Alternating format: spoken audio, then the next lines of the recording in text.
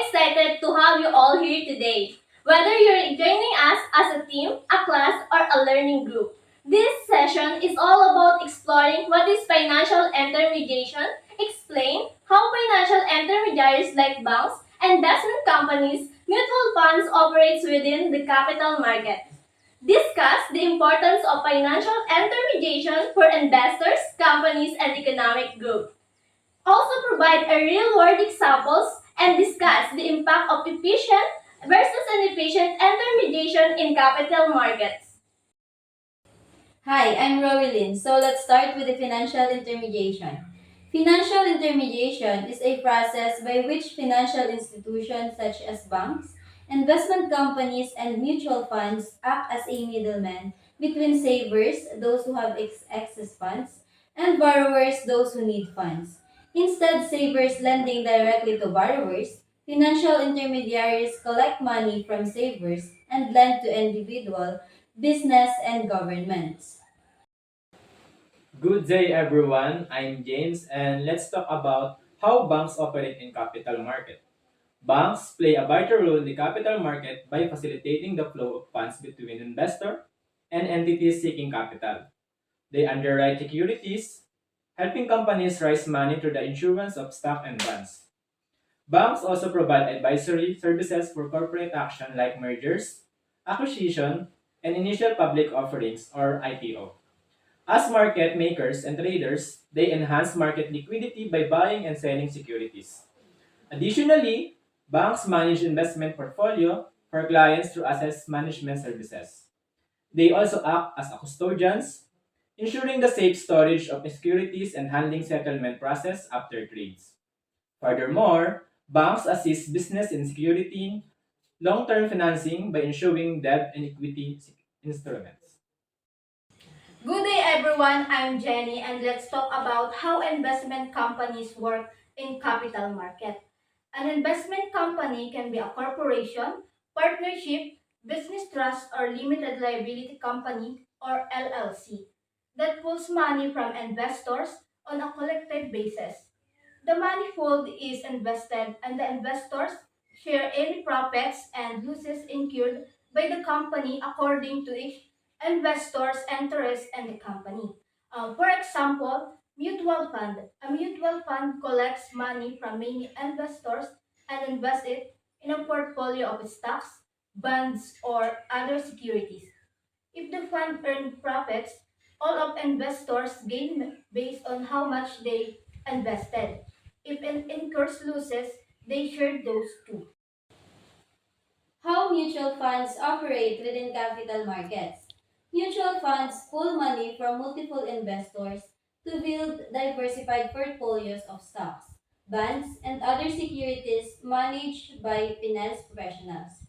Fund shares are priced once daily at market close based on the net asset value or NAV of all holding minus expenses divided by the total shares. Good day everyone, I'm Joel and now let's discuss the importance of financial intermediation for investors. First, access to investment opportunities, wherein investor can access to a wide variety of investment options. Without them, individual investors would have a hard time directly finding and investing in companies or financial products. The importance of financial intermediation for companies. Financial intermediation is important for companies because it helps bridge the gap between those who have the capital or the investor and those who need it or the businesses. Intermediaries like banks, investment firms, and insurance companies channel funds from savers to businesses efficiently. This allows companies to access the funds they need for growth, expansion, and operation without having to find investor directly. And now we will discuss about the importance of financial intermediation for economic growth.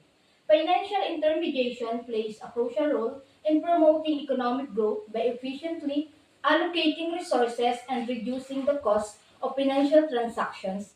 By efficiently allocating resources, supporting business, and stimulating investment. How stock exchange works. First, companies. These are businesses that need money to grow. They go to the stock exchange to sell ownership, shares called stocks. Second is stock exchange. This is the marketplace like Philippine Stock Exchange where stocks are listed and traded. It connects companies and investors in a regulated and secure way. Third is investors. There are individuals or institutions like you, me, or banks who wants to buy shares of companies to earn profit or dividends. Last is the buy and sell process. Investors buy stocks through the exchange when they believe a company will do well. Second is they can also sell stocks when they want to take profits or cut losses. So now let's talk about a real-world example of a mutual fund. The Vanguard 500 Index Fund Admirer Shares BPX is a mutual fund offered by Vanguard, one of the largest and most trusted investment management companies in the world. BPX is designed to track the performance of the S&P 500 index, which includes the 500 largest publicly traded companies in the United States. These companies span multiple sectors such as technology, healthcare, finance, energy, consumer goods, and more. Hi, I'm Edcel. Let's talk about real-world example about initial public offering.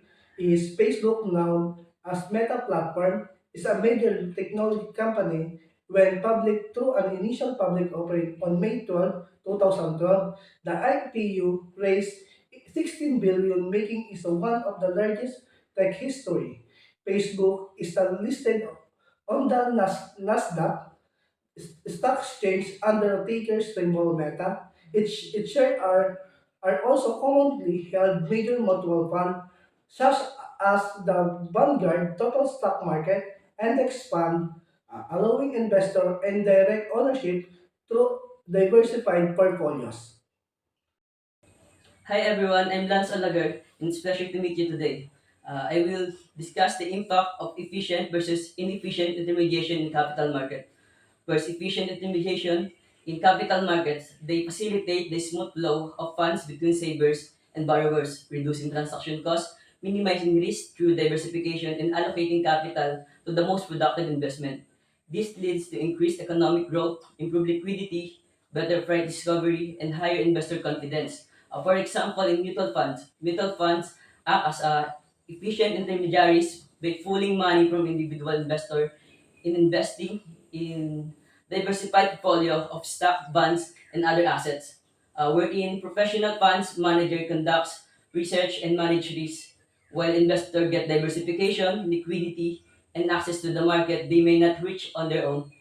Through efficient intermediation, transparency, and regulation, help maintain the investment trust.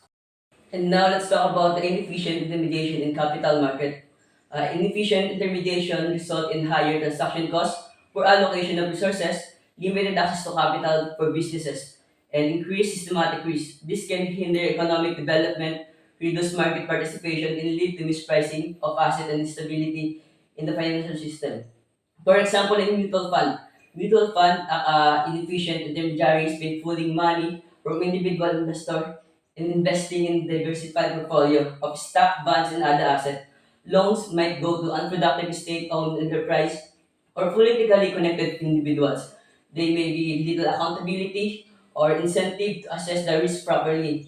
And then the private sector or small businesses may be crowded out.